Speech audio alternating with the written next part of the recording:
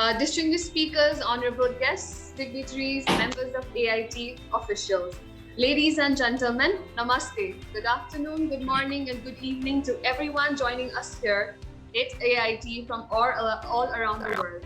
I'd like to welcome you all to the Delta Resilience and Risk Governance Expert Forum, Ganga Brahmaputra Meghna, GBM, India, organized by Disaster Preparedness Mitigation and Management, Asian Institute of Technology, Thailand, in collaboration with the Living Deltas Hub, LDH. I am Nishma Tuladar, a postgraduate student here in DPMM AIT, extremely glad to be with all of you for this forum.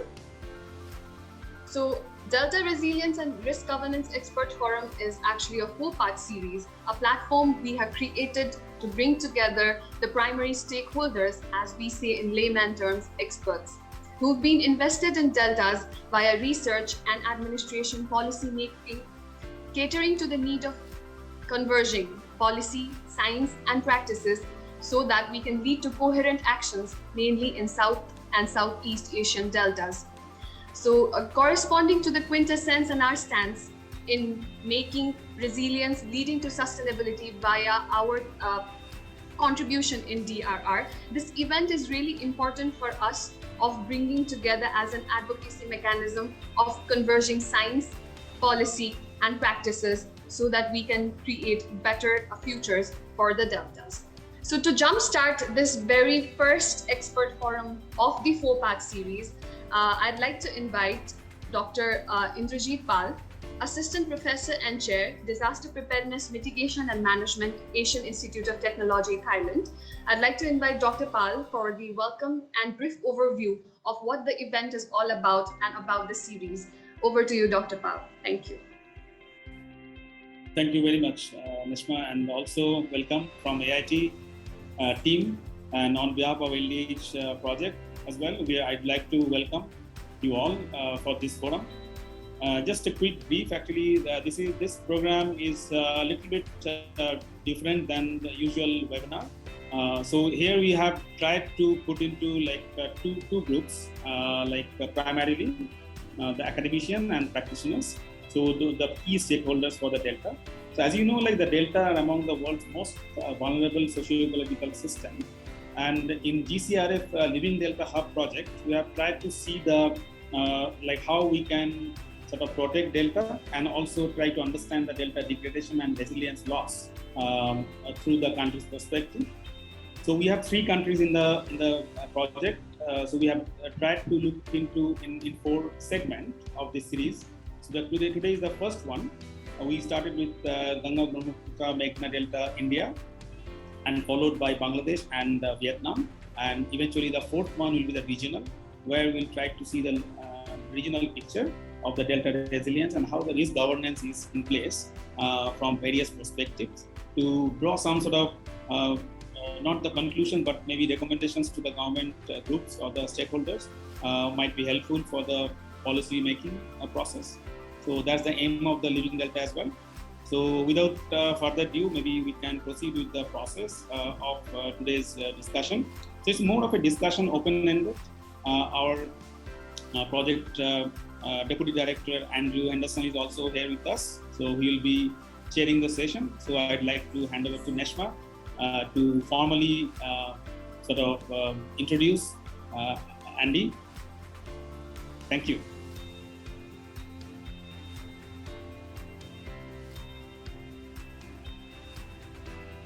Thank you, Dr. Pal.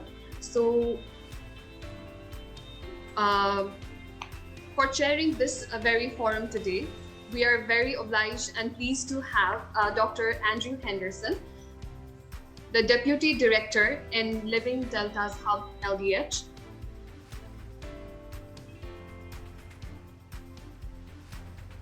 His research interest extends across Asia and includes examining floods histories of the Ganges-Brahmaputra Meghna Delta, the Mekong and Red River deltas, as well as investigating recent monsoon variability in China and the Tibetan Plateau. So please help me in welcoming Dr. Andrew Henderson, Deputy Director in the Living Deltas Hub. Thank you. Over to you, Dr. Henderson. Thank you. Hopefully you can all hear me now. Yeah, so I am currently a deputy director of the Live in Deltas hub, and the hub aims to look at kind of transdisciplinary approaches to creating sustainable delta futures. So often in the past we've taken a very siloed look at how we deal with problems in terms of delta management, delta resources, delta resilience. So in terms of, we take engineering approaches, or we'll take governance approaches, or we'll take economic approaches. And the idea is, behind this large project, which has currently about 130 researchers involved, including the co-investigators, of which Dr. Powell is one, the idea is that we bring these disciplines together to try and address these problems in a coherent way. So that as outlined by Dr. Powell, we are focused on the Ganges, Brahmaputra Meghna system, so both on the Indian side and in the Bangladesh side. We're also focused on the Mekong and the Red River systems in Vietnam. And the idea is ultimately at the end that there will be some commonalities in terms of pressures and stresses on these delta systems, and the ways that we deal with them that will be common to these different deltas. But equally, there'll be very different approaches that might be very specific to different deltas. And one of the key questions we want to know is, how do we learn from these kind of different delta systems? And one of the key things we hope to do is to look at natural cultural heritage. Delta dwellers have been there for a very long time. They have dealt with these stresses and pressures for a very long time. And one of the ideas is, what can we learn from them in terms of their approaches, and how can we adapt that so that there is a sustainable future for Delta dwellers? And hopefully this will lead to much more locally led adaptation, in particular in the face of climate change. So the pressures that deltas face in terms of sea level rise, in terms of rainfall extremes, either drought or flooding. How do you keep a delta productive while not damaging the ecosystem in the long term? How do you create kind of economic futures that make it viable for people to actually live and survive on the delta? So the delta is very much bringing lots of different disciplines together to try and tackle these problems from different disciplinary perspectives, but working together in one in one direction. And we have a number of work streams where we are looking at things like delta, voices of the delta. We're looking at the science of the delta. One of the things we're also very keen on is looking at resilience governance, which this forum is part of, but also how does this fit into the SDGs? If you look at the voluntary national reviews of the SDGs for each country, there is very little mention of delta systems, even though economically they're powerhouses in terms of production. So how do we then monitor the SDGs in the context of the delta? So there's a number of strands, and I'm very happy to take any questions about that towards the end of this expert forum. So that's just a little introduction to the background in terms of living deltas. And I believe we're now going to move on to two talks, one from an academic perspective, one from a practitioner perspective. And then after that, we'll have a discussion with 4 panel members, as well as the original presenters as well. And that's more a discussion rather than a kind of a panel session-led question. And at the very end, there'll be a chance for people to ask questions. So I believe there's half an hour for each talk, and then half an hour for the discussion, and then we'll have some time to wrap up at the end for questions. Is that okay? Okay, so on my list, I'd like to welcome Professor Joyashree Roy, who will be giving us a presentation from a kind of the academic perspective in terms of delta resilience and risk governance.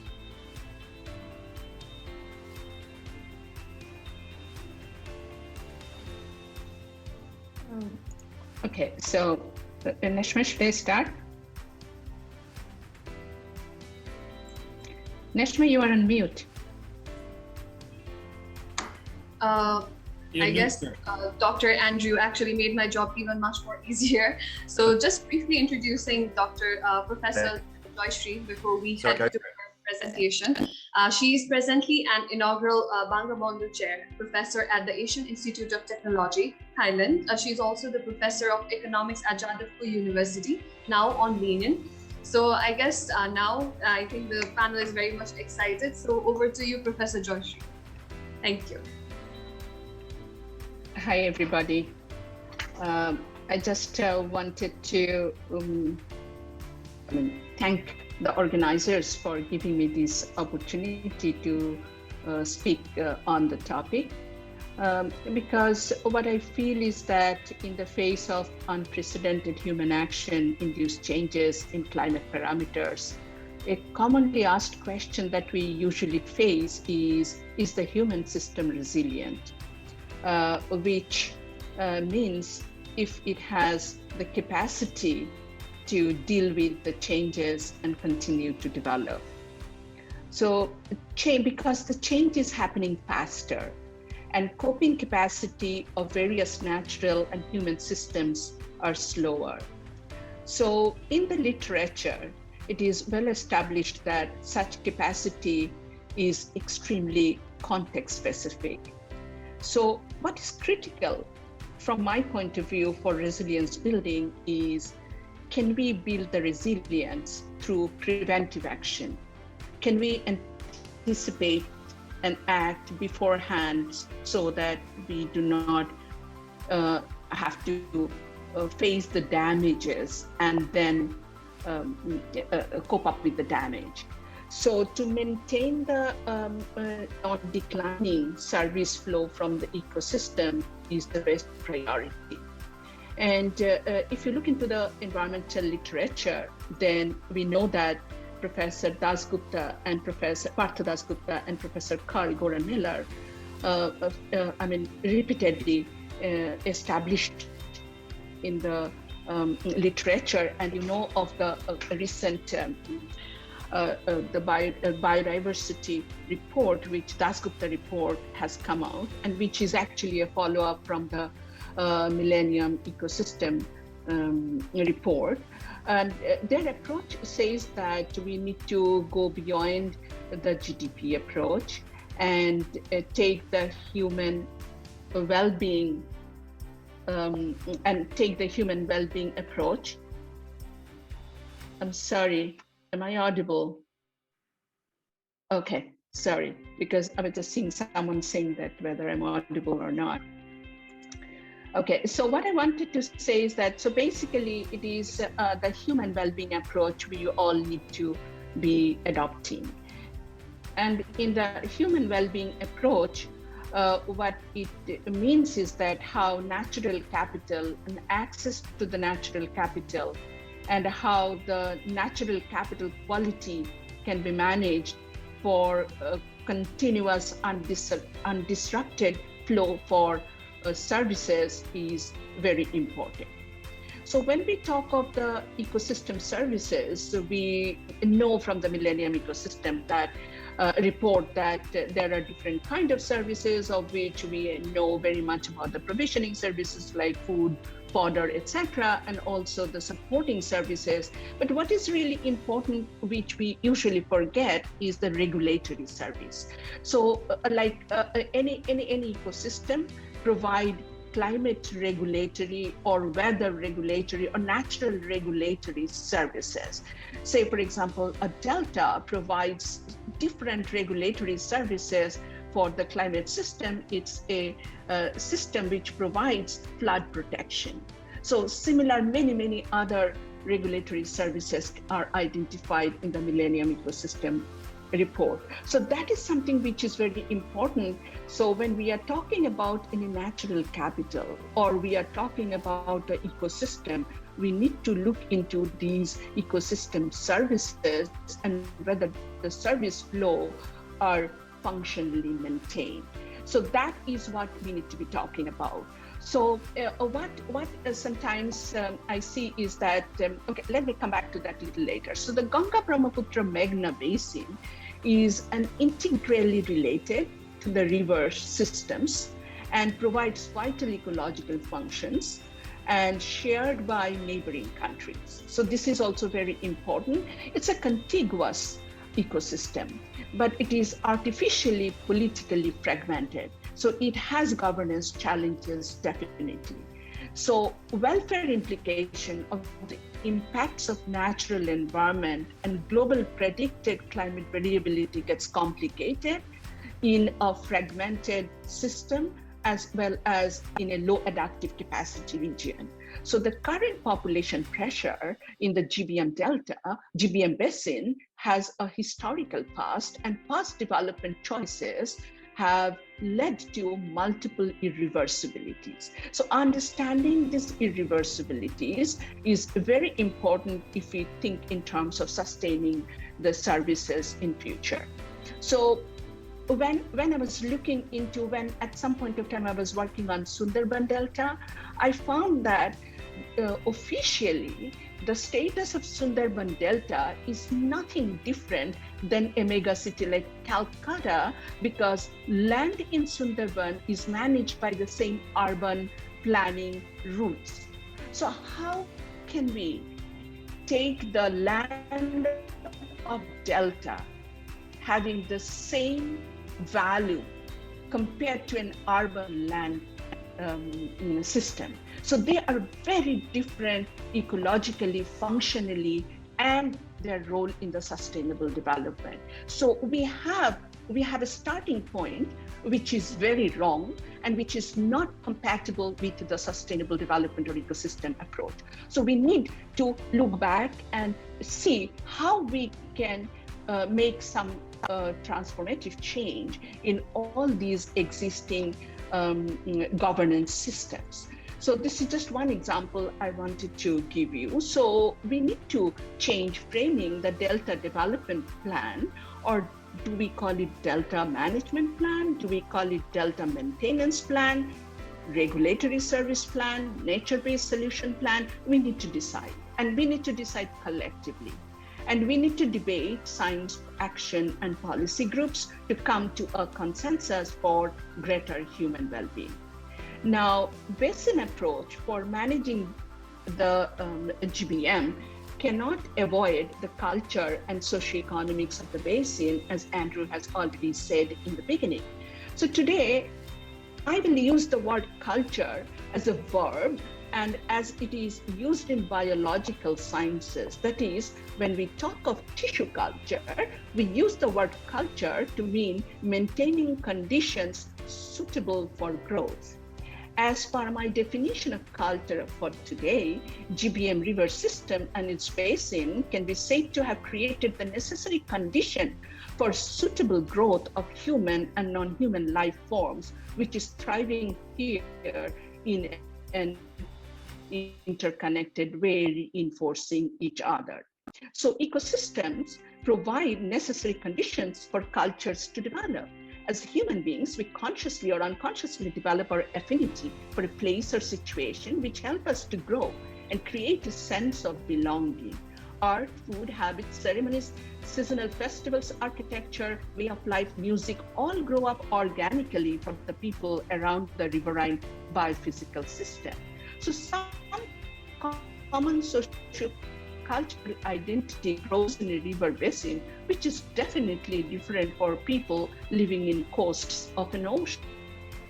Physical system is different than when it meets the coast. So natural resource variety creates a wide variety of opportunities for human beings to create a variety of economic and goods and services. So the integral of any economy, good, and service is the natural system. So some economic activities create wide variety of identities within the broader river basin defined cultural identity. So there can be a broader river basin specific cultural identity where a large set of people can belong and might feel this belonging at individual and collective level. This sense of belonging can make some good sense for collective growth and collective maintenance of the river basin, which defined at the outset as condition for suitable growth for the life forms living there. Again, socioeconomic activity-led identity can create scope for collaboration and exchange, which can also create situation for collective growth. So far, so good. But on top of these identities, there can come another identity, which is superimposed by artificially created political boundaries.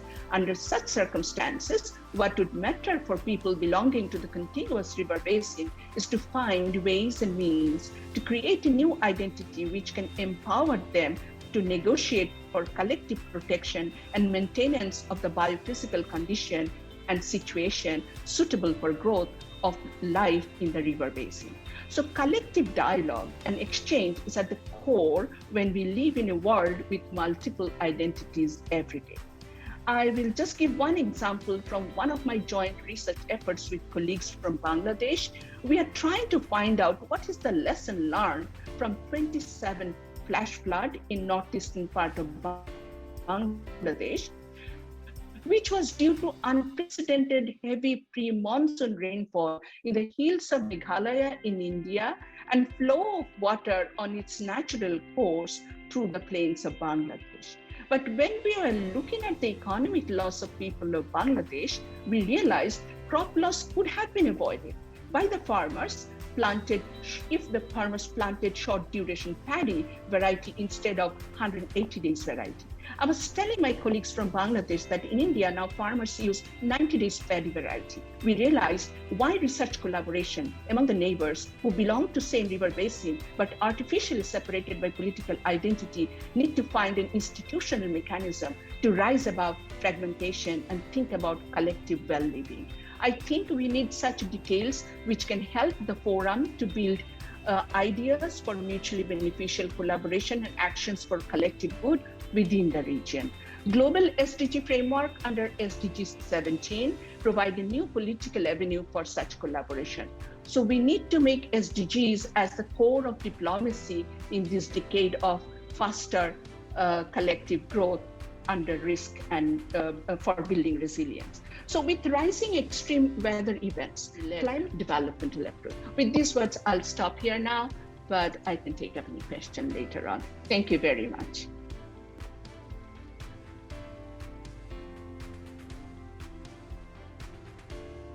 Thank you, Professor Joyceria. That was really informative. Thank you so much, Professor Joyshri, for such an insightful talk for today. So I think before we head for questions, as you said, I think we will be heading to our second speaker. Then we'll, I think, have an enriched sides of both perspectives, from our research expert perspective and one from our administration policy decision-making perspective. So please, thank you so much, Professor, for your time, as well as thank you very much for such insightful learning. So please, ladies and gentlemen, help me in welcoming Mr. Prithvi Man Mitra, who has been in the administration in various positions and departments in the West Bengal, specifically who's worked in the Sundarban region. As you see, Mr. Mitra has served as an officer of the West Bengal Civil Service Executive for approximately the past 15 years. So over to you, Mr. Mitra, and please help me in welcoming, ladies and gentlemen, Mr. Mitra. Thank you. Thank you very much, Mrs. Tuladhar.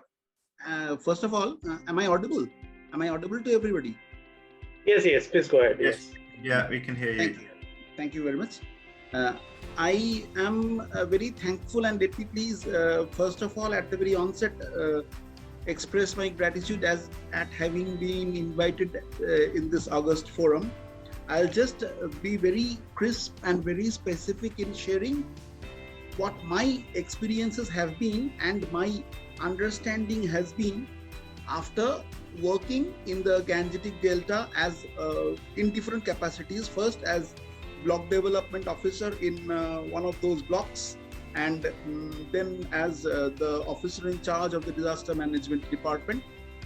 What I will say is, first I will take a very short time in understanding and outlining the administrative framework of the West Bengal government, which takes its own understanding and perspective into dealing with water related disasters like this, and in preparation, delta, in understanding and dealing with this delta resilience and the related issues.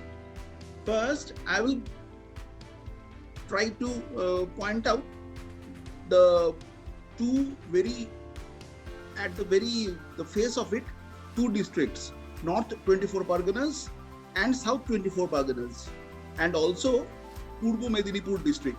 These three districts in West Bengal do share the coastline and are believed to be the most vulnerable to the water related risks and cyclones, disasters that come in. In North 24 Parganas, we have 22 blocks, 200 gram panchayats. In South 24 Parganas, we have 29 blocks and 312 gram panchayats. In Purbo Medinipur, we have 25 blocks with 223 gram panchayats. Now, out of that, the Sundarban areas, the areas that we are specifically talking about now and dealing with now have 12 blocks, out of which one has been Kultali, of which I have had the privilege of serving as a block development officer. Now, the government, how does the government view and how does the government aim at mitigating and dealing with disasters like this? It has been a very talked about and a very debatable point that there has been the need, the so very felt need, strong requirement that the government and the different branches of it, different departments of it, to name a few, the disaster management department, of course, then the civil defense department, the agriculture department, so many departments are there that has to come and work in synchronization in dealing with and preparing an effective strategic resistance against loss of life, property and livelihood in these regions. Now, what I would like to say is the different approaches that this government has been taking. The pre-disaster or the before disaster moment, it involves really the planning part of it.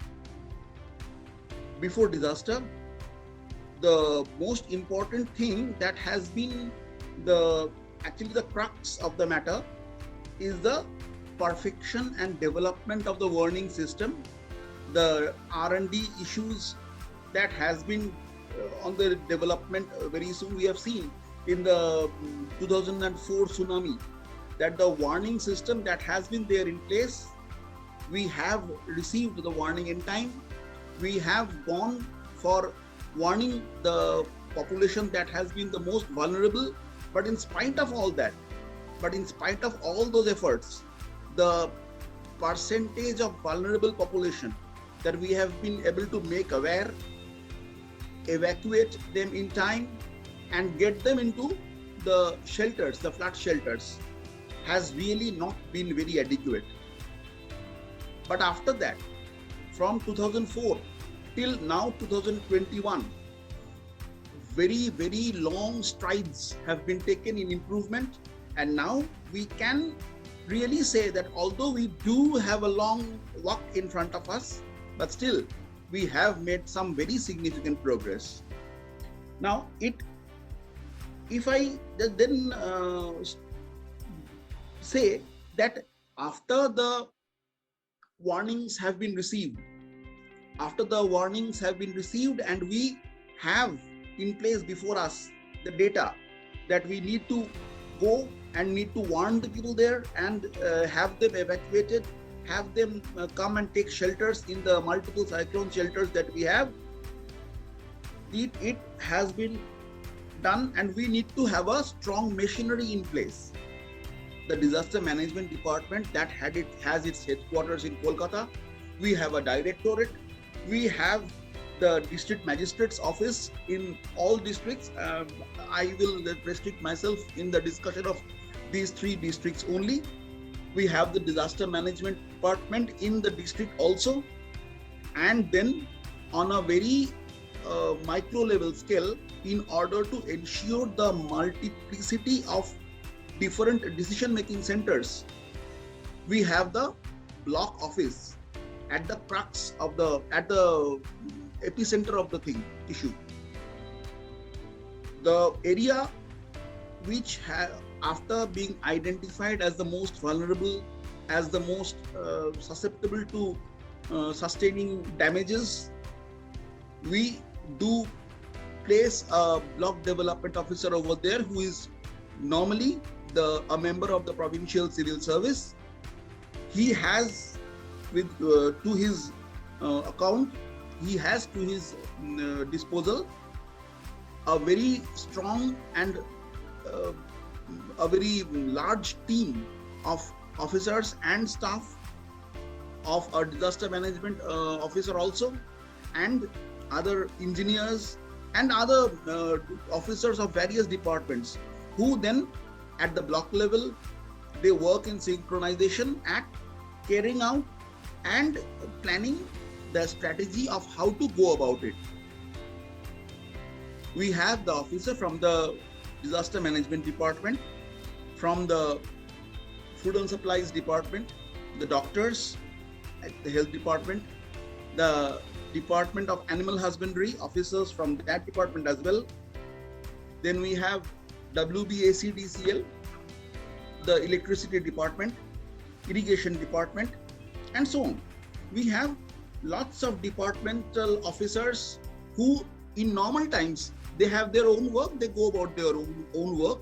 But when we are dealing with this kind of plannings and avoidance of disasters like this, we have them working in tandem, working in synchronization at the block level, under the guidance of the BDO, at the subdivision level under the guidance of SDO, at the district level where district magistrate is at the helm of affairs, and then at the department.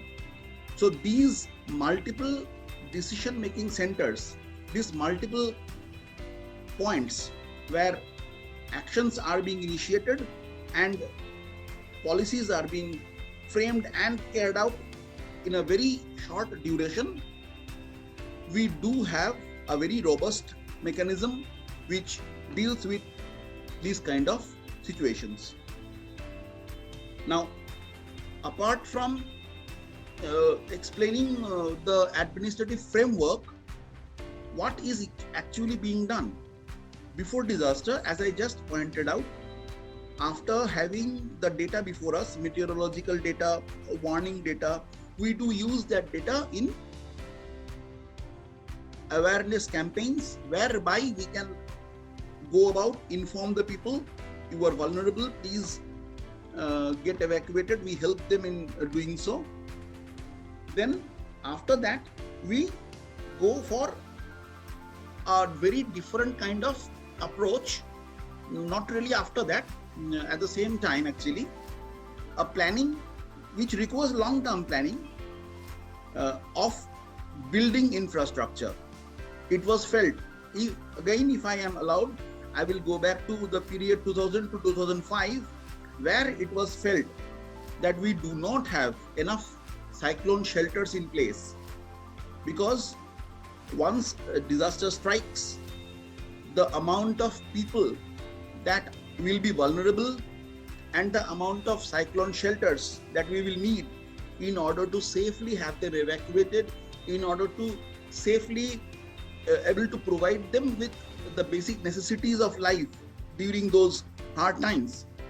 We simply did not have at that time enough cyclone shelters.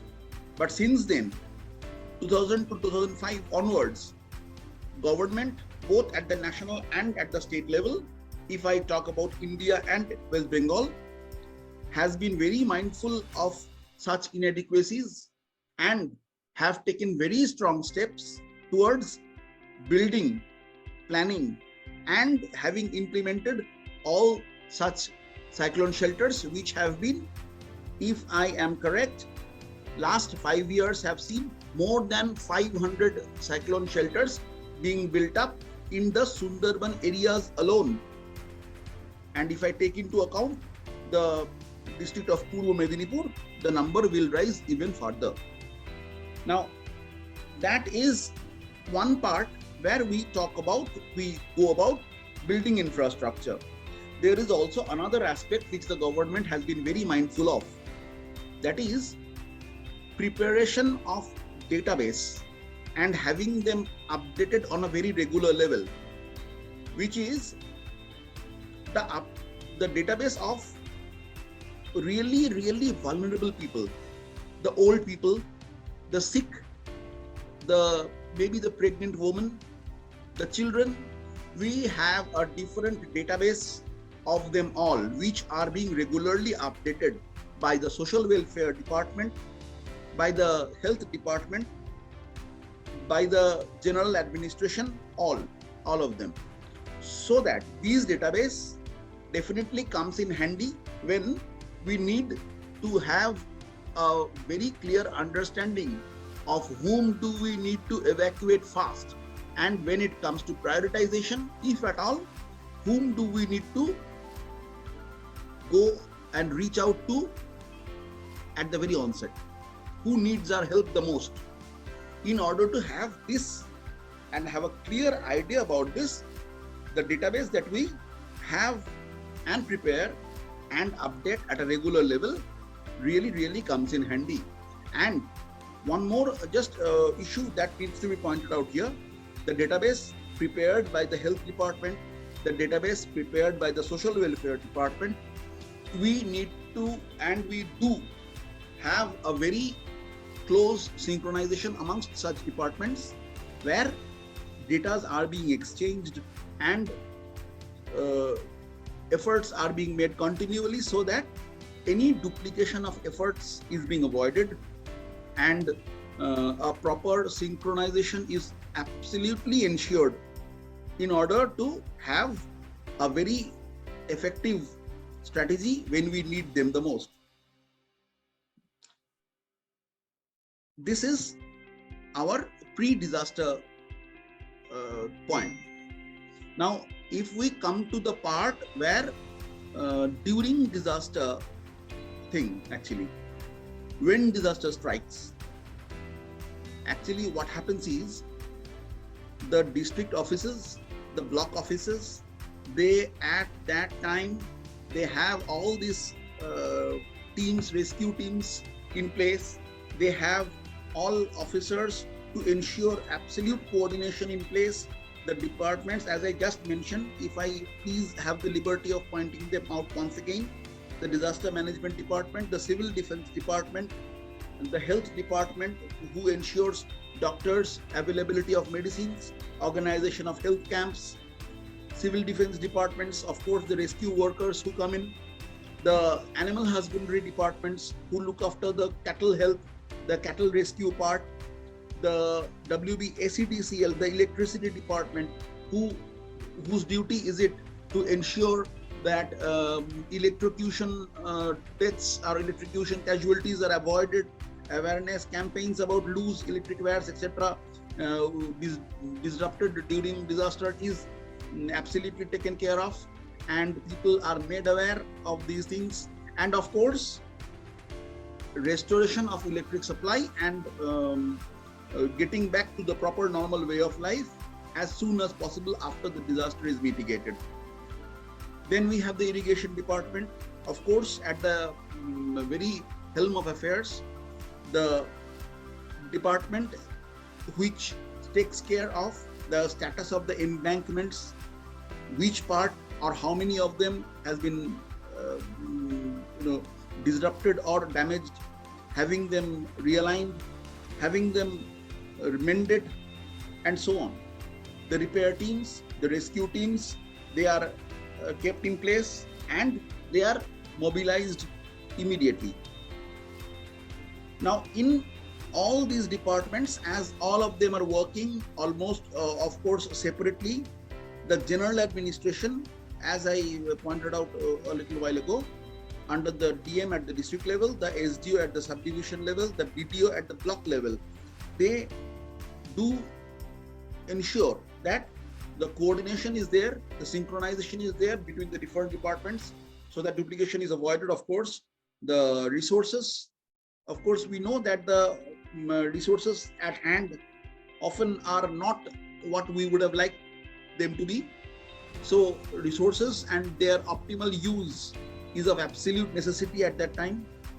And another very important thing is the media that comes in, the NGOs that come in, the other stakeholders, and having them, managing them properly and utilizing and effectively channelizing their help. That is also another very strong arena of work which the general administration normally has to do.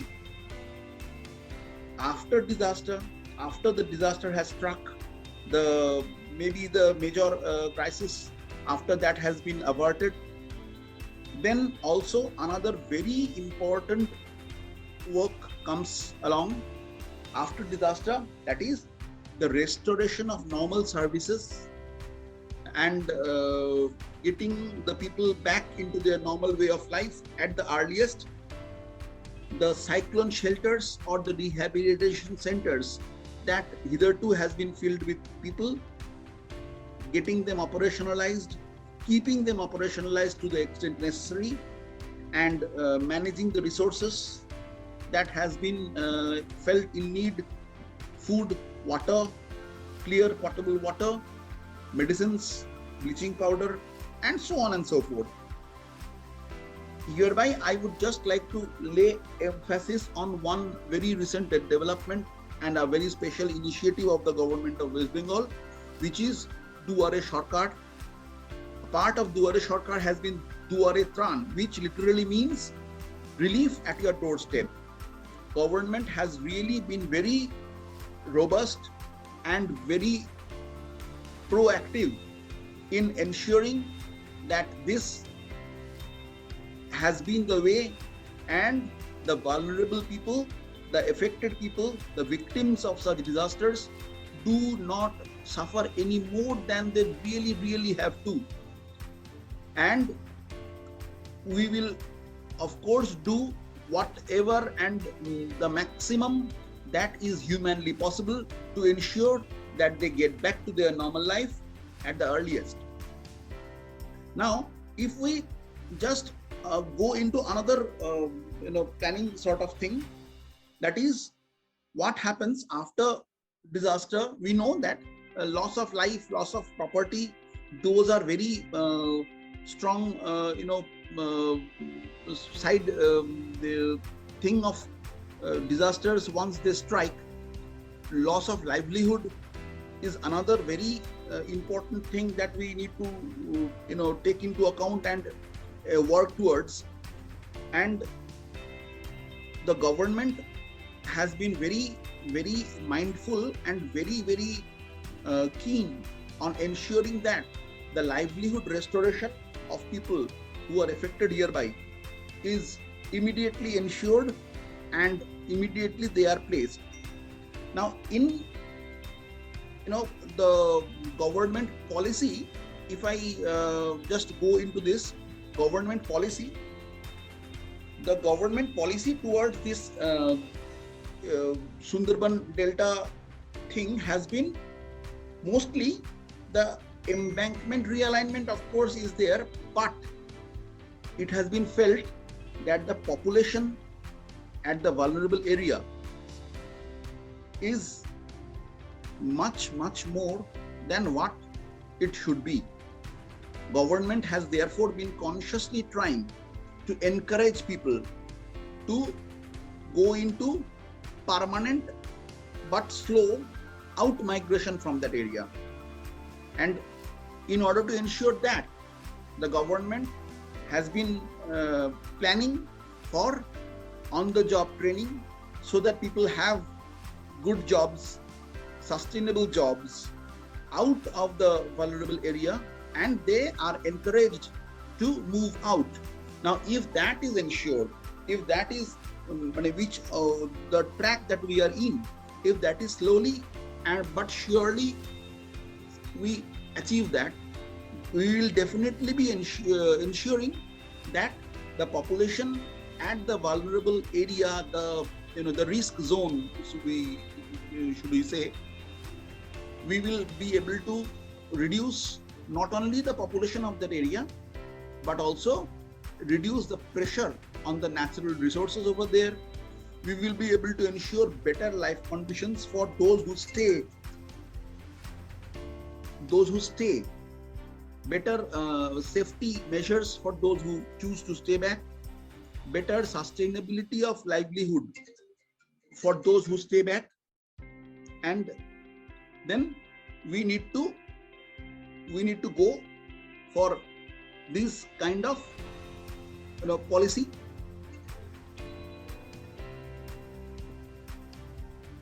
Sorry. Now after that, in ensuring that the government has also been mindful, and the government has also been very strongly keen on having this job specific and skill development training of the youth and population, such as agriculture, such as dairy farming, the animal rearing part, the fisheries part. The government has provided training and also provided material inputs to achieve that. As a very significant portion has already been achieved, although we do realize that we still have a long way to go, but we feel that surely we are on the track, and with all inputs that has been coming in from different quarters, and with the strong leadership that we presently have, we do hope that we will be able to make much better strides towards the right direction and towards the right target. I will just end and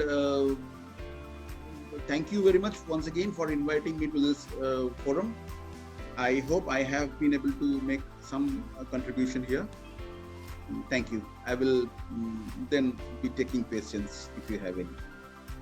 Thank you. Thank you very much, Mr. Mitra, for accepting our invitation and giving the dual perspective after we heard. It was very important for us to understand the both sides, like from both the parts of administration as well as from the research perspective. Now, I think further we'll be having the discussion more in our panel discussion, because we have a hefty time. And the discussion is going to be much more insightful and intricate, I'm sure. So I think, thank you very much, Mr. Mitra. So before we head for the panel discussion, I'd like to request all the participants to please turn on their video so that we can have a quick group photo.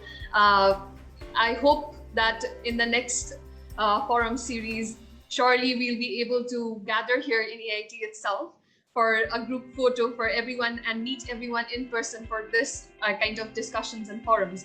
So I think Gani will be coordinating from in this process. So Gani, over to you. Thank you, Neshma. Thank you for your invitation. So I would like to request all of you to turn on your videos. So we can just take a total. There are 3 slides. So all of you need to say 3 times cheese with me.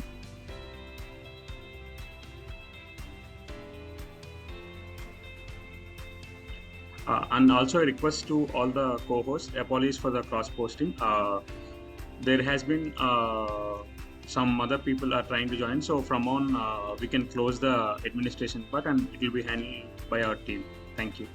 So, okay, come on, say cheese with me, ready? 1, 2, 3, say cheese. Okay, one more time, ready? 1, 2, 3, say cheese. Okay, one last time.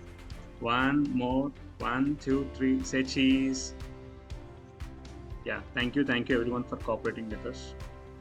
Yeah. Thank you so much, Gani, for coordinating for this part. So I think there has been a little bit of issue, so it might occur, and request to all the co-hosts, as Gani mentioned, to please not admit right away anyone, as we will be, our team will be looking into it And apologies for any kind of technical glitches that might happen due to the internet issue or as others.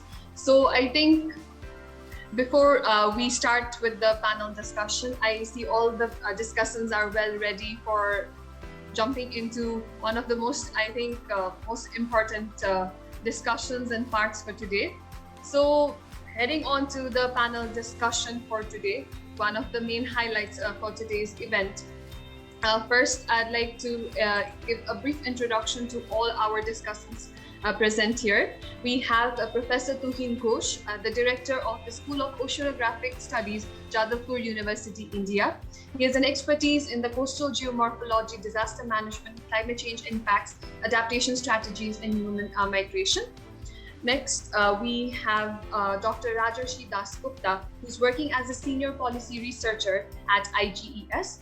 His research interests are mostly inclined towards risk-sensitive land use planning, ecosystem-based DRR, socio-environmental scenario planning, disaster risk management, and others. Our third discussant for today, we have Ms. Libby Wood, who is the manager of the UK-RIG CRF Living Deltas Hub, who has been working in the Deltas Hub for since March 2019. She has 10 years experience of working in a higher education research environment, and she's been integral part of the hub in the entire operations and management. And last but not the least, we have Dr. Pal, who is the chair and the assistant professor at DPMM AIT. So I guess over to the chair as well as over to the panels. I think we've already been, the panel has already been instructed about the key timings and everything, but I think we still have an ample amount of time. So I guess I'd like to hand over the floor back to the chair as well as the discussants, to the speakers. Thank you. Okay, I mean, do we want to, if anybody had any questions to raise in terms of the presentations, do we want to take those now before we feed into the discussion, or what would you prefer? No? Okay. All right, well, let's see if these things come up over. So in terms of the panel, you know, we've seen a range of kind of different viewpoints from a more kind of academic, thinking about the system as a whole, and how do we value kind of nature and how can we use that to advantage, how can we use the SDGs to advantage in terms of mobilizing kind of policy, governments, economics, livelihoods to work towards sustainable Delta futures. And then we've seen some very practical examples of how government responses and plans to disasters, particularly around the Indian Sundarban region, particularly in terms of that block planning that goes on here. So I guess one of the first things we, as a panel, would like to discuss is, you know, how is risk governance placed in the Ganges-Brahmaputra Delta system, particularly with the focus on India, which is the focus of this expert forum, and how can we link that to mitigate future risks for climate-induced hazards? So we'll use the term hazard in the broadest sense. How do we put in place risk governance to actually deal with what we face? So I will come to Tuhin first for his thoughts on that. Thank you very much, Andy, and I'd like to thank and congratulate also the organizers for arranging such a kind of vibrant forum of discussion. And also, truly, I can enrich with the two talks from Professor Jess Roy and Mr. Mitra. One is from the academic perspective and another is from the practitioner's perspective. So, working in the Delta for longer time, in the both part of GBM, India and Bangladesh, mostly India part, I want to share some experience from the ground itself. But before that, whatever Andy told the beginning regarding the culture, heritage, and also Professor Joyce pointed out the culture and context of the Delta. If you see the Delta part in India, if you just draw a line on the map, vertical line, the east and west side of India. The rivers, major rivers are in the eastern side and the delta zones. So traditionally and culturally in India, the delta area is very mere percentage within our country, and the deltas were not so fertile. So deltas got little attention or not considered in the traditional governance. And the rivers were most important part of the India, especially in the eastern part of India, and the western part was mostly engaged in the trade and so whenever we can see this kind of traditional approach with the rivers itself, not the deltas, it's not fertile. So the governance from the beginning, traditionally, is not really very much eager to consider the delta as an important and integral part of our development process and planning. And again, whenever we are talking about the delta was considered for a kind of resource pool, not as a resource itself.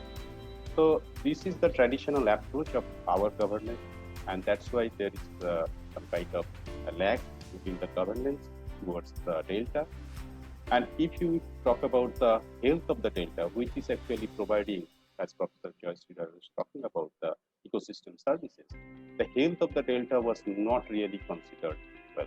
And if you see, the Indian part of GBM is mostly dependent on the sediment and water from the river Ganges.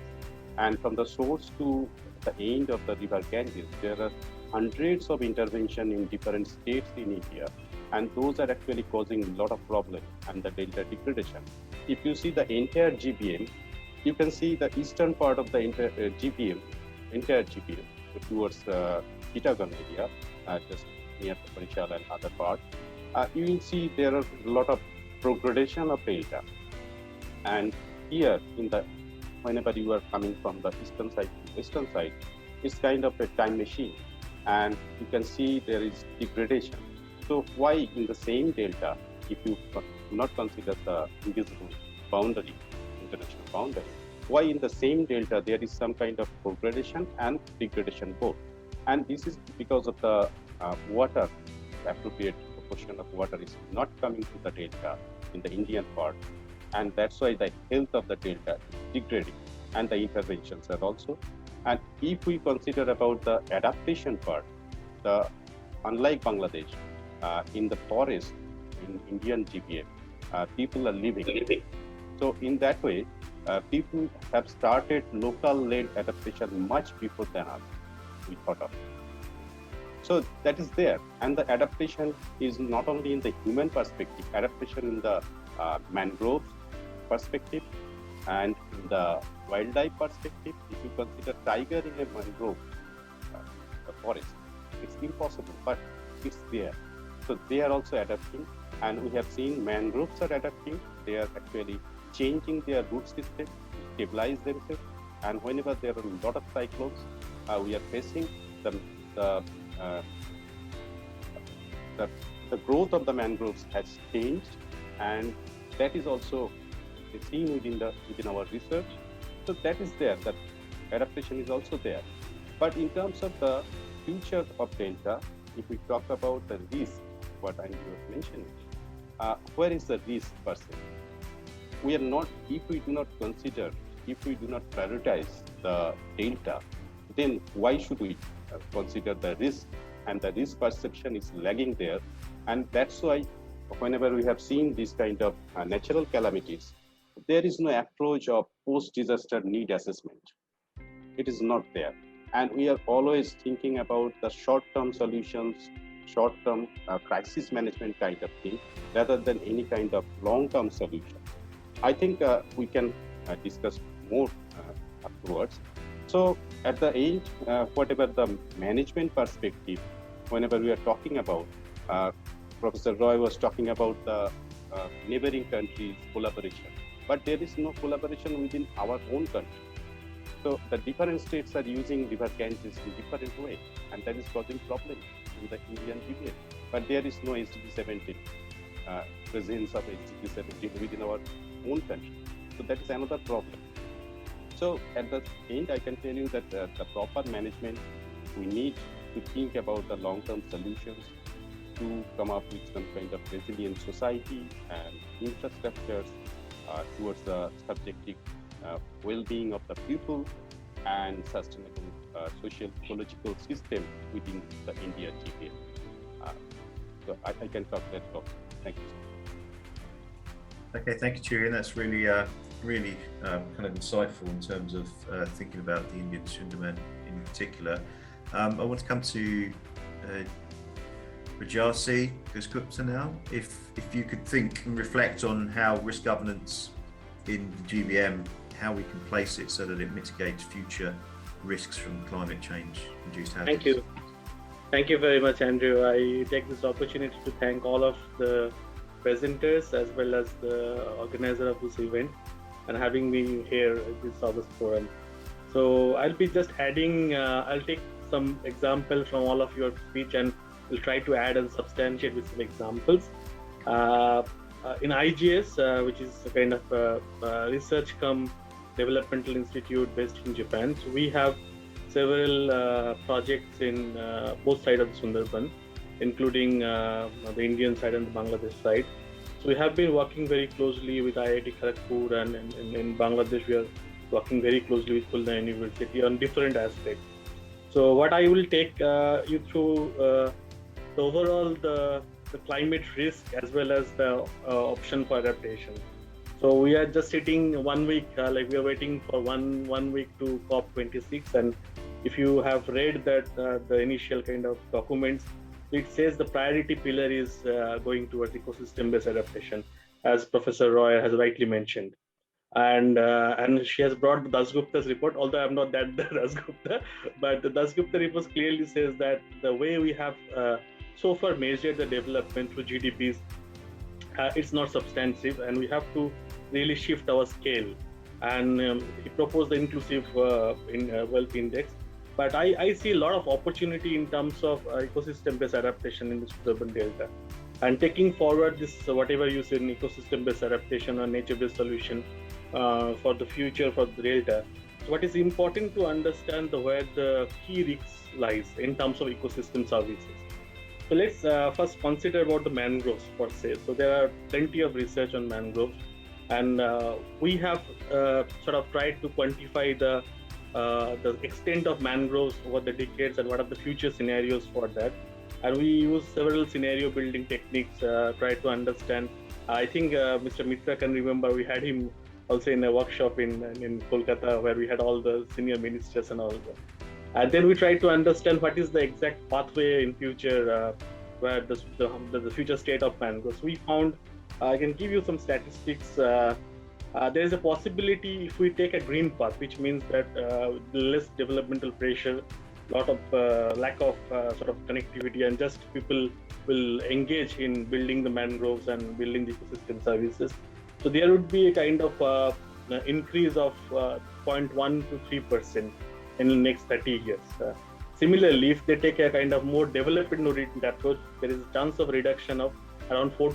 So we did some kind of similar analysis. The second important natural resource for the Delta, and I sort of quote it because it's a very, very important natural resource for the Delta, is the groundwater. So in Sundarban, most of the part, especially the what Mr. Mitra was mentioning, the coastal vulnerable blocks. So there is no groundwater in 1,000 feet. So if you ask the local people, they will ask, it takes 20 to 20 plus cubes. Like so, one tube is about 20 feet. So there is no groundwater in 1,000 feet. So we estimate, along with the IIT Kharagpur's hydrological engineering department, that the future groundwater demand can rise to 35%, and which Sundarban is not able to cater, particularly if you link it with agriculture, because much of the agriculture, if you want to sustain as a kind of livelihood option, there's no way they can use groundwater. They are purely rain-fed. There's no way they can use groundwater in future. So this is going to be a limiting factor in future. So we have to have strategies which is based on the groundwater resource availability. The second point is the embankment, as Mr. Mitra already mentioned. Sundarban has more than 4,000 kilometer long of embankments, and there are different categories, sea dikes and river embankments. but about 700 to 800 kilometer long embankment was damaged during the Aila in 2009, and these embankments were sort of restructured under this embankment reconstruction project. There was a plan. I read that plan, and the plan said that 100-meter green belt in front of the embankment, so that when you realign the embankment, damage the embankment. But I'm really not sure how much it has been executed in reality, and whether it is possible at all, because the way the embankment was constructed in a hurry, so it is not possible. But in some cases, because of course the attempt was made to make sort of a first defense through mangroves to save the environment. And the embankment is going to be very, very important if we want to lead the business as usual scenario for this area. So we need some concrete management plan for the environment. Of course, you know that. But the most important part here is like Bangladesh, for example, they have a Delta plan for 2100. But we don't have something similar to the Delta plan. We have to have some concrete and robust Delta plan as Mr. Mr. has pointed out, that there is a policy document that sort of trying to make more substantial outward migration to sort of mitigate with the risk over there. But at the same time, this should be a kind of a more strategy plan to mitigate this thing. I'll come to the later part, but one important thing is I can give you an example in the IPBES or IPCC forum. One of the most important thing is the indigenous local knowledge and practices. So I can give one quick example. There is a problem in the agricultural yield, and Sundarban has a huge livelihood related to agriculture, particularly rice cultivation. And there is traditionally quite of low yield, traditionally means last 25 years. But when I interviewed a couple of local senior farmers, they said like they had around 6 to 7 salinity resilient species, indigenous species, much more like 50, 60 years ago. But after this commercial kind of agriculture, these species are particularly lost. So this kind of thing, I think the ILKP or the indigenous local knowledge and practices still hold a clue for Sundarban, and we have to have some sort of plan where the local people's collective knowledge can be utilized for the risk governance thing. So I'll come back to you. Maybe in the discussion we can discuss some of the points, and I will switch off with this. GDP cannot be a as Professor Roy already mentioned, for Sundarban, Dr. Ghosh also mentioned that we have been in a developmental dilemma for long, whether to develop or not to develop, because it's kind of eco-sensitive region. So that dilemma has caused a social kind of isolation, that's for sure, economic deprivation for sure. But at the same time, it has given some sort of, our conservation efforts are, I'll not say very good, but it's still not bad. So if you see the global mangroves variation and all this, it's still in good. So I think the main point is like, we have to focus a more strategic plan towards the ecosystem-less adaptation. Yeah, thank you. Okay, thank you very much for that thoughtful answer. I'd like to move quickly on to Libby, if you've got any thoughts on governance and climate-induced hazards. Thanks, Andy. I guess I'll take this opportunity to thank Dr. Pal and the organisers for including me. I certainly feel like the lay member of this expert panel. So I guess I maybe come with more questions than answers. So I'm not sure I have anything sort of on the background to add, but I see the real key challenges here is there's so much knowledge that already exists. We can see it in this virtual room. So perhaps the challenge isn't in generating more knowledge around the Sundarbans and the GBM, but in utilizing it better and bringing together the right people to make all of that knowledge more implemented into policy, into practice, and make the sort of importance of the region clearer, and how to do that in bringing together that locally rooted, the co-created knowledge. And that's certainly a challenge for everybody here. Okay, thanks, Lee. That's a really important point. Indrajit, would you like to kind of follow on from there in terms of risk governance and future risk? I think like we have also got a couple of points from various perspectives, actually, from the ecosystem services to the various resilience context. So my concern is like whose resilience we are talking about? Like, is the community resilience or the infrastructure resilience? So there is a trade-off. While talking about this, if we talk about the human system, what Professor Jasir in the beginning talked about. So my concern about is if we talk about the human system resilience, then somewhere we are also compromising with the physical system resilience. And if you develop the physical system resilient for the natural hazards, then more and more people will be in migration will be happening. So we are putting more and more people in more exposed areas. So I don't know, creating that physical system resilience in future may create more of a exposed people. And if we increase the exposure, definitely is going to be more area will be under the more vulnerable situation. So this is some dilemma. I think we call the resilience dilemma. So I think maybe we can also look into that perspective as well. So another thing is what Mr. Mitra mentioned. There are a lot of things happening in the government level. I was also a few years before somehow linked with the government system, but I believe the institutional memory also need to be looked into. We have Sundarban. Just I'll show you one quick one slide that might help us to understand what is the situation right now.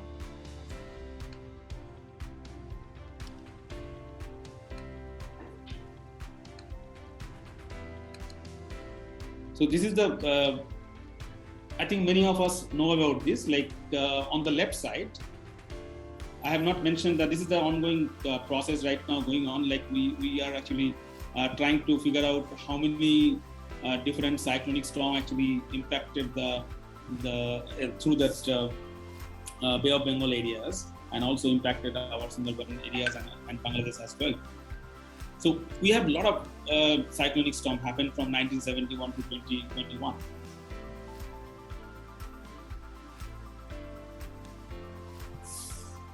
But the point comes, if we have so much of experience, administration and the people, so why not we are implementing that experience to the next level?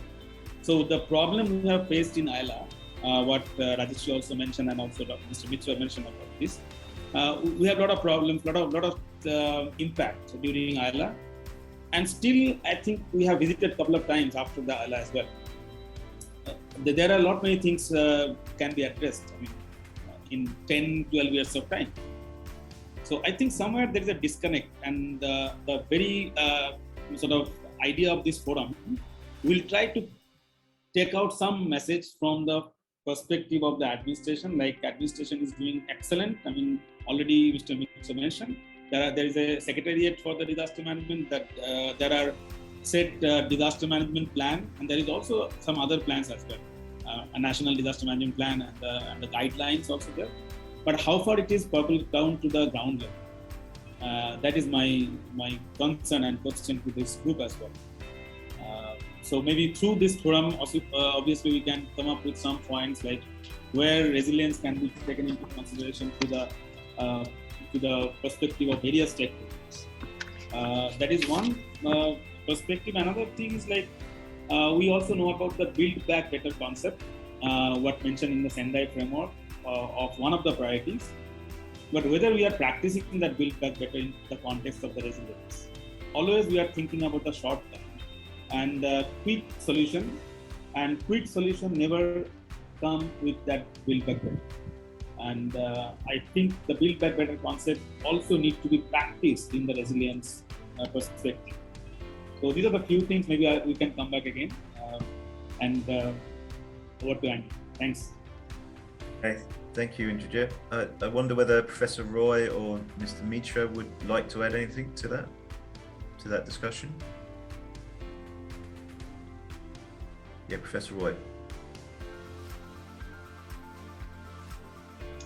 It's very, very good points, I think, which have been raised. So basically, it clearly shows that our approach to the ecosystem was not what it should have been to a biophysical system. But this is something not only true for India or GBM, but it has been there So that's a post-industrial revolution culture that led us to this kind of development practices. So I'm not blaming this to the region only for this. But what is really important, so that means that we have altered the ecosystem that we had and what role it had. But the question now is, how can we work in this altered system and make build the resilience? And Indrajit has asked, what kind of resilience, right? Is it for the biophysical system or for the human system?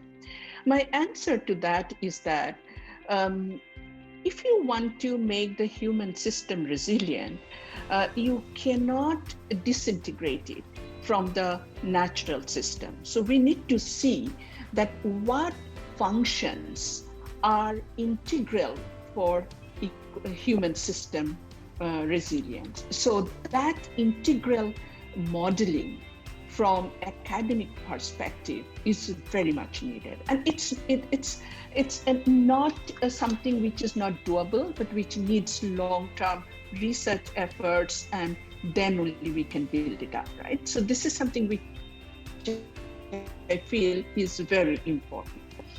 And we can identify that what are the sensitive intervention points. So we might be able to identify the sensitive intervention points, which can build in phase-wise the resilience of the human system. I'm talking of the human system, which is dependent on the ecosystem and the natural capital, definitely. So we cannot delineate them. So the other point which came up is we heard Mr. Mitra and detailed description what is happening.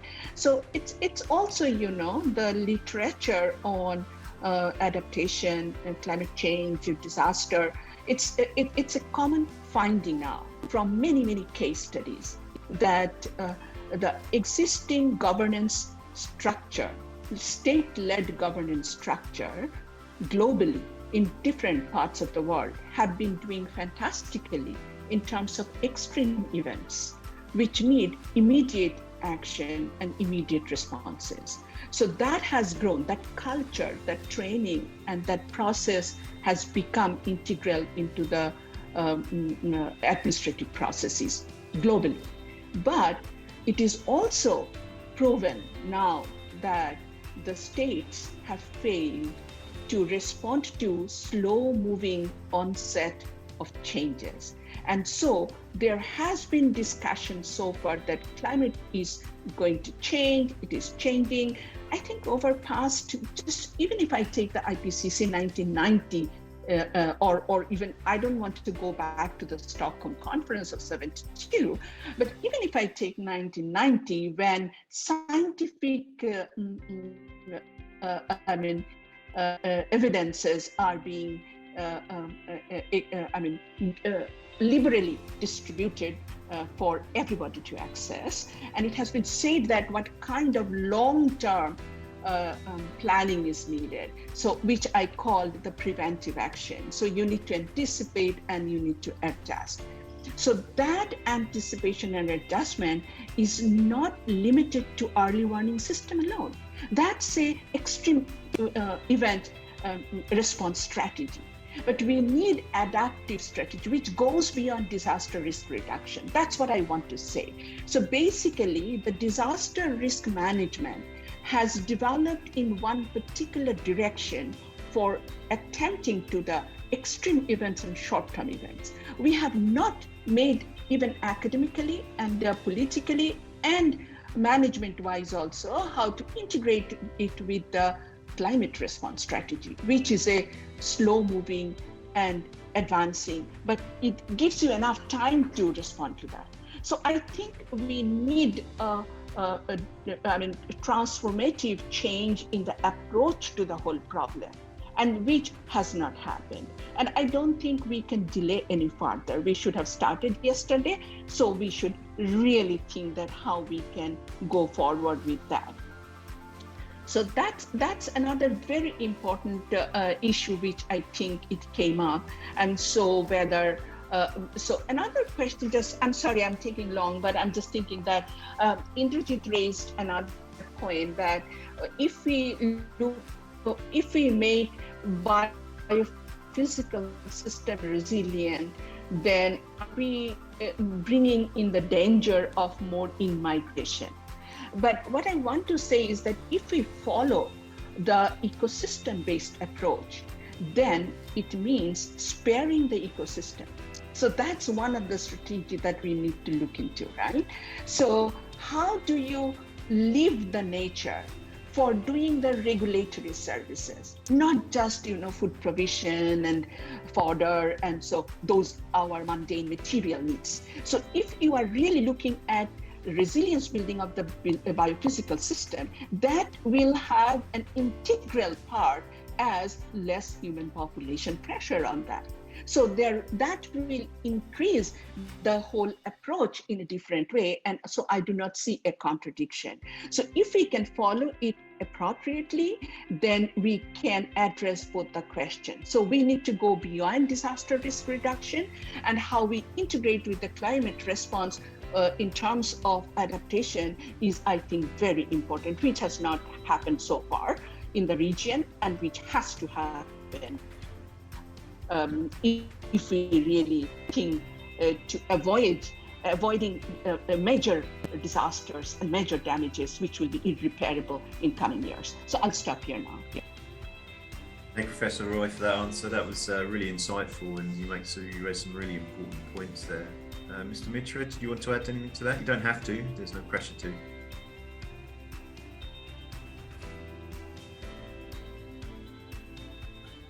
I'll just note I do not have any question really. Thank you very much.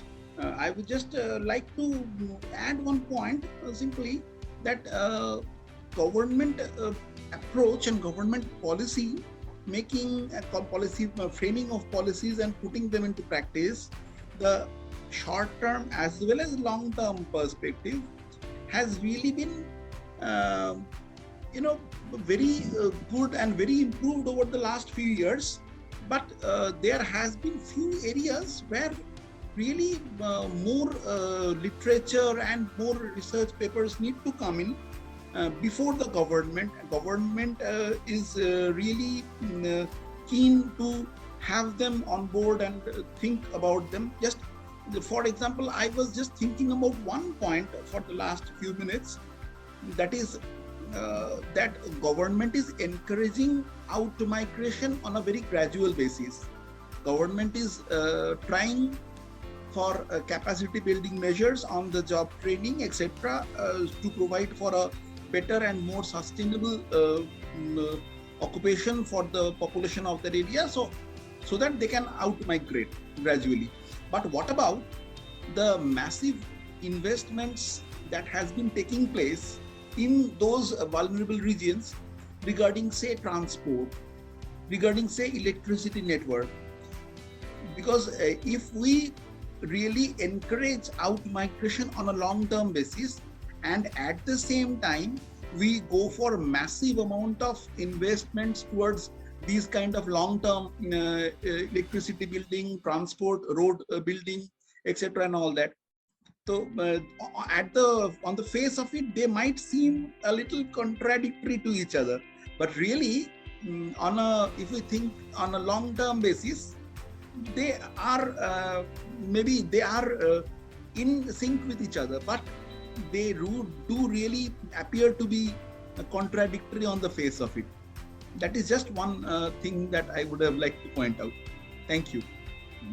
That's great, thank you, Mr. Mitra. That's they're important points, and I guess that, this discussion is really highlighting the interdisciplinary need for the approaches to policy, and I guess part of this expert forum is how can we take that knowledge and actually translate that into either policy or translate it in a way that's digestible to government and policy holders or policy makers. So thinking about that, how is resilience practiced on the Delta, and and how can we use that to kind of influence the future trajectory of delta sustainability? You know, how do we tie in resilience practice with actual delta sustainability? And I'll open the floor, so whoever who would like to go first, please shout or raise a hand.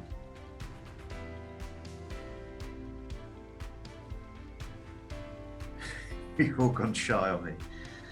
All right, well, shall I start with you again, Tunin, in terms of resilient practices? And I guess this is this wraps up in the question of what is resilience, not only whether it's human resilience or infrastructure resilience, but actually the term resilience. What is it?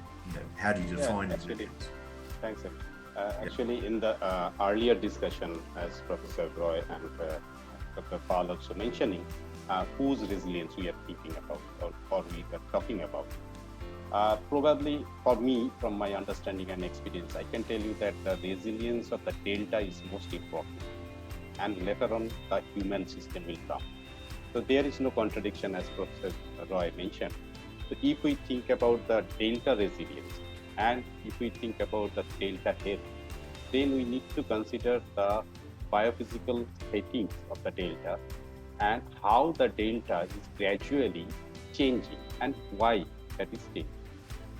As I was trying to mention initially, that the water and sediment, if we think about or consider the rivers in the Sundarban, out of 7 rivers, already 4 rivers are gone. Those are not really rivers. Saptamuti, Thakuran, those are not getting fresh water from the upland. They are just like a tidal creek. So only during the monsoon they are getting some water. Ganges and Matra getting water, but lesser amount of water. And we know very well that water always come up with sediments, and those sediments usually counteract with the rising sea level. Okay, so that is the thing is happening in the Meghna, where the amount of water is coming with sediment, and we can observe the progression of the day. But in our case, there is serious lack of water and bearing sediment. So that is the thing, and in the last millennia, actually I can tell you that the sediment influx in the estuary has become 1/11 of the amount, RDR amount. So it's the major problem with the delta. And the delta health, if we consider, that is not actually coming up with a lesser velocity of water, which is putting the silts in the river bed, and the river beds are becoming shallower. During monsoon, the river cannot retain the amount of water, and they put pressure on the banks of the rivers. And that's why the river bank erosion is happening. So rather I say that the river banks are not eroding. The rivers are widening. That is the phenomena I can tell you. So that is from my experience. And people, you ask any person there in Sundarban, Rajesh, you know very well, Dr. Roy, that you can ask the local people, they will tell you this was like a canal earlier. Now it has become a river. So it is happening. So in that way, the delta health and the delta resilience is most important for me. And this sensitive issue we should pick up primarily.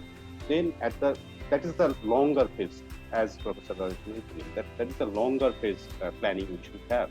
And the shorter phase or several phases we can come up with the resilience of the people and the infrastructures, critical infrastructure, especially we can come up. And another thing I can tell you that whenever we are talking about Sundarban, we are talking about the Sundarban of the 50 years back definition. So still we are talking about 102 islands. Still we are talking about around 4,000 kilometer embankment that is not there. A lot of rivers already choked up, so there is no embankment at all. So it happens. So whenever we are talking about, you need to redefine Indian Sundarban first. What is what? And we need to think about the character of the islands. Every island is different from another island. So no generic planning will work there. And even the people living near the river and inside the island are acting differently, and their aspirations are also different. So there is no generic plan which works. So every island has different kind of character. You need to consider that, and you need to come up with some island-specific resilient planning approach. Thank you. Can I just add Andrew? Yeah, go for it. Yeah, I was going to come to you. Yeah, so I'll just go back. I'll get back to Indrajit's question, because I think the original question was whether it is the human system or resilience or ecological system resilience.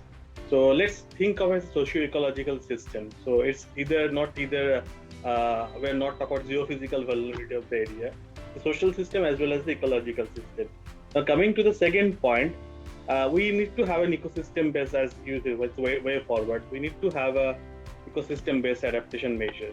But ecosystem based adaptation, as Professor Roy also mentioned, that our focus would be regulating ecosystem services, but it not necessarily it is the whole of the ecosystem services. You have to also depend on other ecosystems. Now the problem of the government, or so-called the governance, there is a difference between governance and governance. The governance is we have primarily focused on conserving the mangroves. That's it. So the forest department or the local government, they have primarily focused on conserving the mangroves, not beyond that. So, and they were quite successful in it, we must say, because if you see the other parts of the world, mangroves had substantially deteriorated. But in Sundarban, the conservation effort in terms of the area of mangroves is perfect, like it's well maintained. The problem is that there are many phenotypic changes inside the mangroves, and the ability to deliver the ecosystem services with the frequency of disaster rising, that is going down. So we have to understand that when we talk about the socio-ecological system, there is a certain ecological part which we cannot ignore. And for that, Sundarban has, I think, the largest scientific number of papers, if you consider these 3-4 deltas, largest number of papers from either side of India and Bangladesh. So there is no dearth of scientific, and I must say some are useless data. But we need to have those important data for active policy planning.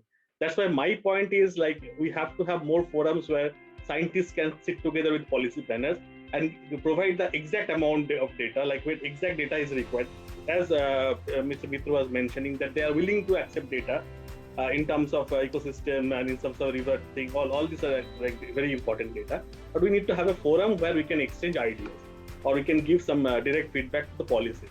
It's not just saying that 2019 it was the same result, and in the recent cyclone it was the same result. Yes, it is because the physical infrastructure is so poor, that the economic condition of the people are so poor, that the impact is always very serious. But still, I will say that, as Mr. Mitra has pointed out, that there are 500 plus cyclone shelters being constructed.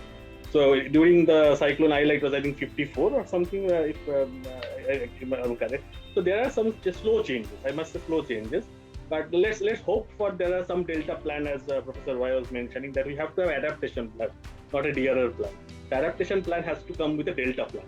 And Delta plan, what Bangladesh already prepared, we have to learn some lessons from them, and we have to prepare a Delta plan. So that's all I can say. Thank you. Thank you very much. Does anybody else like to add to that, in terms of thinking about, Can I add something? Andy, please. How we? Yeah. Actually, in line of Rajarsi, what you was telling about, one thing I can remember, whenever after years, the last cyclone, people were talking about the Ayla part, that the concrete magnet, their demand was like that. So every time I used to sit in any kind of forum or webinar or somewhere, any kind of discussion, the government response was there is problem with land acquisition. That is true. But at the same time, whenever we are talking about embankment, why we are always thinking about going backside? Why not we can go forward? Why not we can approach towards the river system? Why we are waiting for the land? People will donate some land and we will construct some impact. So we need to think different way. It's just an example I'm putting forward. And also, whenever you are talking about, Mr. Mitra was talking about the cyclone shelters, there are cyclone shelters, that is definite. But there is no such a risk zone mapping And I asked in one forum that on what basis these cyclone shelters built up in that particular location, on what basis? And there was no response, because we have studied in Sagar Island. We have mapped the entire island in different high risk to low risk zone, 5 zonations, and we have seen few cyclone shelters, those are useless. They don't have any use to it. So that is there, but we are putting forward a lot of investment, and that is our taxpayers' money. So we need to think about more and more input from the R&D. And from my personal experience, I can tell you, in our earlier project, TECMA, we have organized several stakeholder workshops, and we got very, very poor response from the government, and I'm sorry to say. So the mindset is the major thing. We need to think differently. We need to incorporate the R&D people, the institutional capacity within that, and then only we can go forward with some innovative ideas and some kind of proactive activities or something like that. And the planning should be there. And why not the disaster management plans are being incorporated within the development plan? This is important because you are putting a lot of investment, and then in few minutes, those are gone. Everything is gone. So we are losing. You think about the jetties in Sundarban. I can show you a lot of photographs. Within 7 months, within 4 months, all the jetties, most of the jetties nearby the Goshaba region also, those are gone under the water. So that is, we are actually losing money, and we cannot protect the things. So we need to think about that. We first need to change our mindset and come up with some collaboration with the R&D people. That is the important item. Yeah, that's great. Thanks, Julian. Professor Roy, you have your hand up. I was hesitating whether I should take more time because I've spoken so much, but just I could not resist. So what I was just thinking is that this is something very important, we cannot now look at the Sundarban problem as a standalone, because what is happening in the Himalayas is also very important, what will be happening in Sundarban.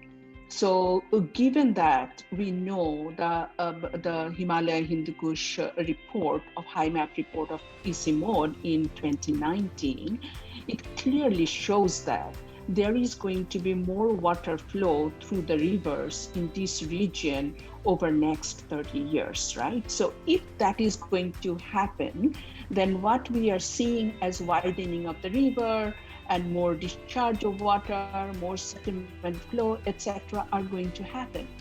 So what I feel is that scientifically also, we need to make these connections with other larger reports, and then try to see that how we are integrating our studies with those reports and whether they are consistent or not. So this is one thing which I feel from the researcher's point of view also, we need to be taking a much bigger perspective. Second thing which I saw when we were writing the HIMAP report was that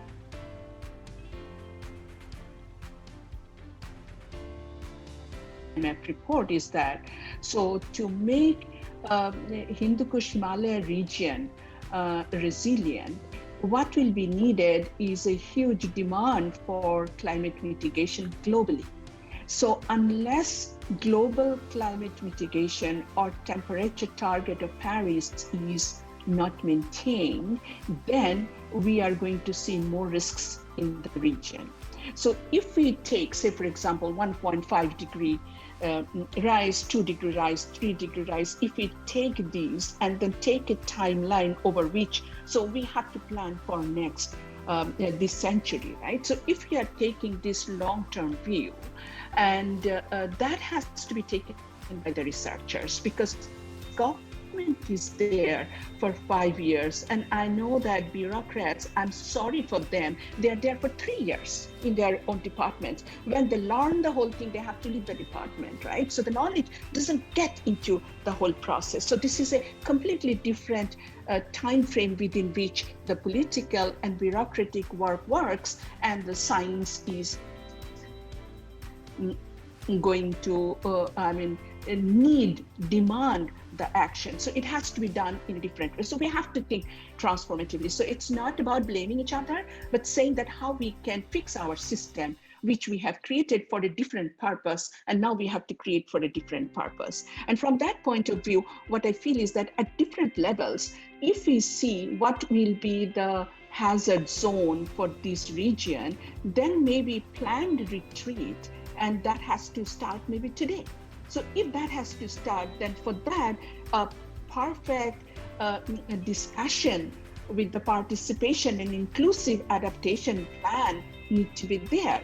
So whether the investment need to go in infrastructure building within the Delta, or we invest it for resettlement of people with their consent.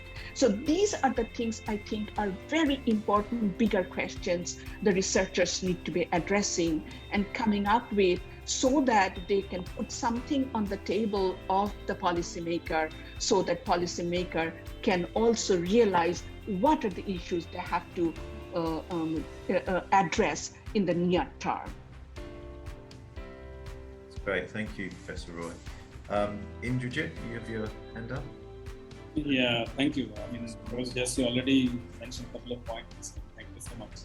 It's going really well. And just quick point, like what you observe, like in the governance perspective, the risk perception of the government group actually changing in various dimensions. If we compare like recent 2 examples, like of Yash in 2021, and also Amphan, Cyclone Amphan in 2020. So Cyclone Amphan was one of the recent major cyclone, like category 5. So during that time, it was a massive devastation happened in the city of Kolkata.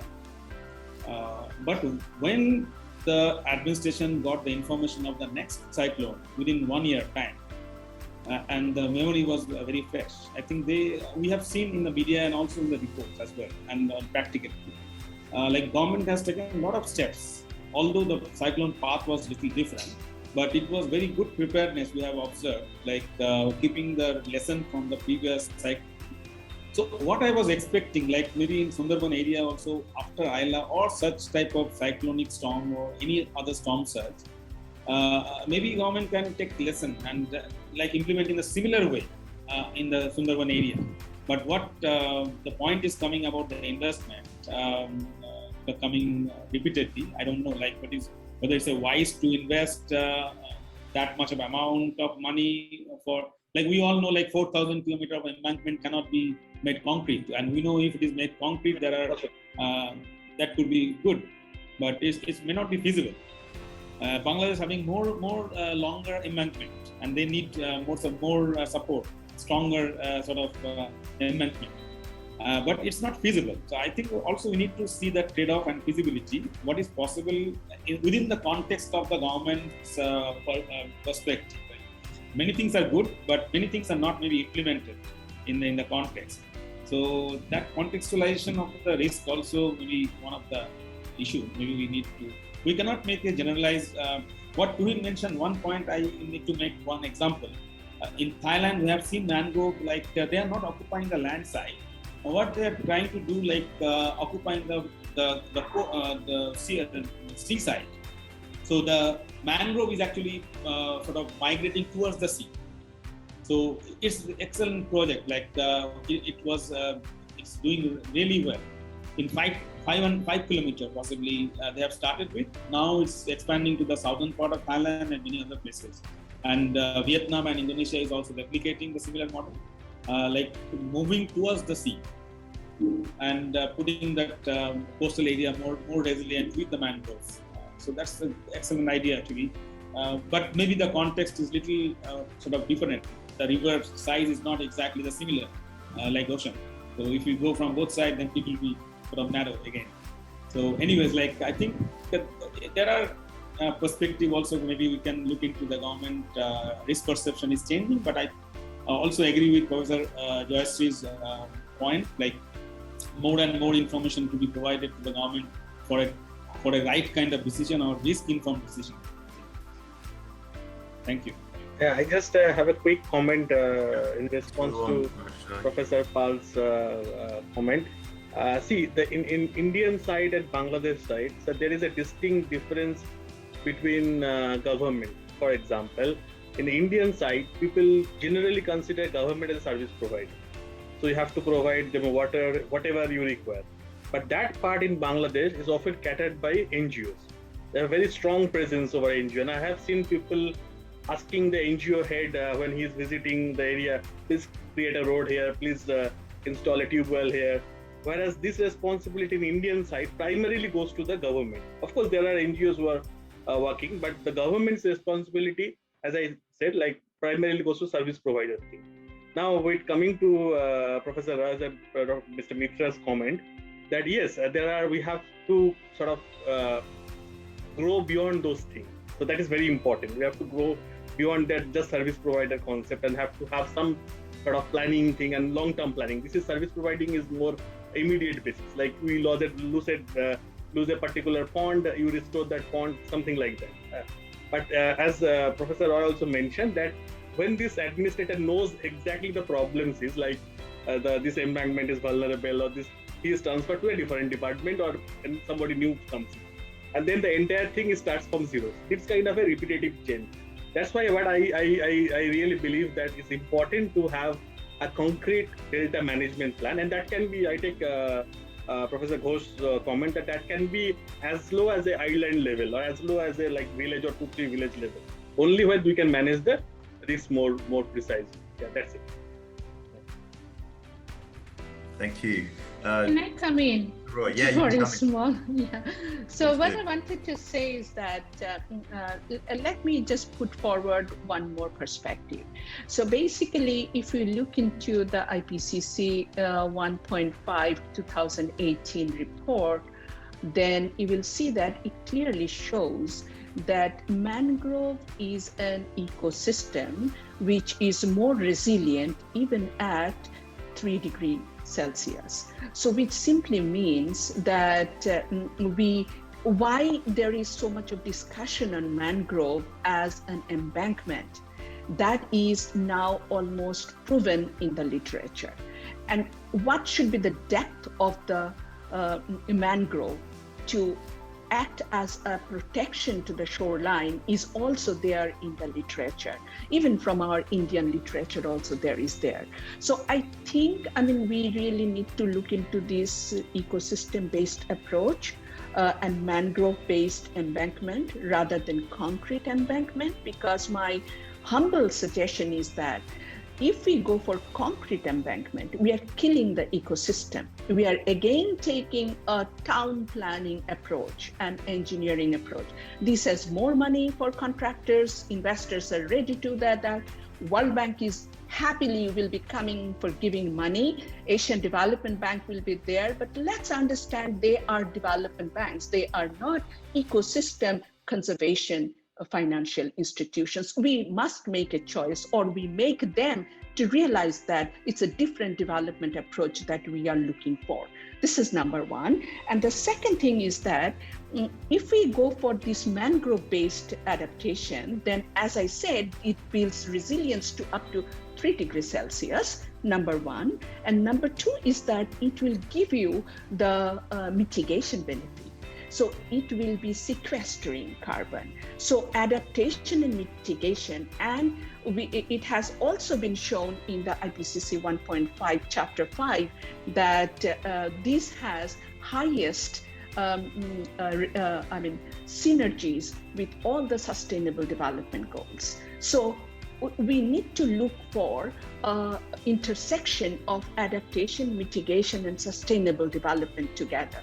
And if we take this lens to determine what needs to be done in the GBM Delta, we will definitely come up with a different planning, different programs and plans for development. So I think I would suggest that we should take adaptation, mitigation, and sustainable development as an intersection and look into the nature-based and ecosystem-based solutions, and then try to build a Delta development plan. Because Bangladesh Delta Development Plan is also not, it's a good start, but it's not having this kind of triple win approach, so which is very important now. Thank you very much. Well, that's been a fascinating discussion with some really interesting points in terms of certainly the interconnectedness of decisions and preparedness and how we develop policy. I think there's obviously lots of work to do here, and hopefully this expert forum is a start for those discussions, and that this is now a route way into having those discussions, certainly between people who are undertaking research and developing the policy, and we're very much keen to be at the face in terms of conversations and policy makers. So I would like to thank our two speakers who provide some really insightful discussion points, and our panelists as well who help to provide kind of different viewpoints in terms of how we should go about creating sustainable Delta futures in terms of the GBM in India. Okay, so with that, I think we'll finish because we're just about out of time. Is that right, Nishma? Thank you so much, Chair. Dr. Henderson, thank you, the panelists, thank you to all the speakers. Yes, I think this was such an insightful and impactful decision as well as discussion that was going on, that I did not want to barge in and tell that, okay, please, time's up, because this is such an important discussion we were having here regarding GBM Delta, focusing on policy, participation, planning, and everything. So on behalf of the organizing team, I heartily express gratitude to each and every one present in this forum today for being such an amazing participation for the entire event, having so much patience and cooperating in the entire program. We like to thank from the organizing committee, the chair for today's session, Dr. Andrew Henderson. We had our two distinguished speakers who have invested in terms of one in research as well as one in complete administration. We had Professor Joyshri Roy and Dr. Prithviman Mitra.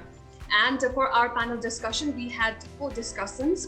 We had Professor Tuhin Ghosh, Dr. Rajarshi Dasgupta, Professor Pal, as well as Ms. Libby. So thank you to all the amazing panels of speakers we had in line for the very first Delta Resilience and Risk Governance Expert Forum series on focus. We had Delta today, Ganga, Brahmaputra, Meghna Delta. And for upcoming series of, that is the second event, we have Delta Resilience and Risk Governance Expert Forum, Ganga, Brahmaputra, Meghna, GBM, Bangladesh, which is taking place this coming November, 25th November. So we will soon be sharing all the details regarding the registration. And to all the participants, please be informed that certificate of participation will be awarded to all our participants. And soon we will be circulating the further information as well regarding it. So I think with the permission from the chair as well as Dr. Pal, I think we are about to close today's very important discussion panel. So I think with their permission, I, Nishma Taladar, would like to sign off from my duty for this very forum today, thanking all the respected speakers for today.